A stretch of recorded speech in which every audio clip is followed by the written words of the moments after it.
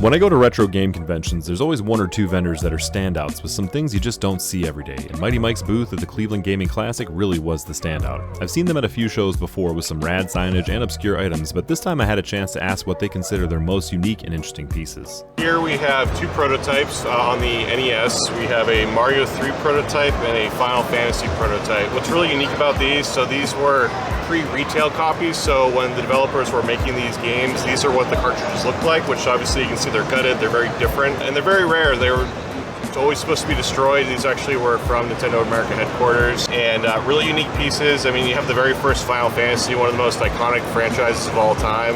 Without this, I'm not really sure where RPGs would be as of today. And Mario 3, I mean, it just really elevated the NES. It's one of the best-selling games on the NES, and really just revamped the whole Mario Brothers series for its time, and still one of people's favorites Mario games. On top of that, we had to see what this basketball was about. Here we have a basketball that was signed by a handful of players from Foot Locker Slam Fest, specifically 1992. So Foot Locker Slam Fest was an event held from 1988 to 1996, and it was a slam dunk contest that featured people from all different sports. You have Barry Bonds, baseball, Ken Griffey Jr. from baseball, facing against people like Bill Walton, Hall of Famer.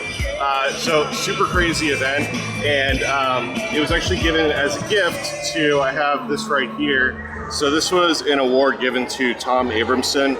Unfortunately, he passed away. He was the second hire at Sega of America. He was the VP of the company, and anything that you see that was marketing at the time, he was responsible for it. So as a thank you from Foot Locker, Sega actually sponsored 1992. He was given the basketball. Does it get more unique than that? Some very cool pieces that are definitely handled with care, and I appreciated Mike taking some time to deep dive into them. He makes his way around to a lot of shows, so if you see him around, pop by and take a look at what he's got. And I'm sure he'll be happy to share the story behind them, and maybe you'll be the next chapter in its journey.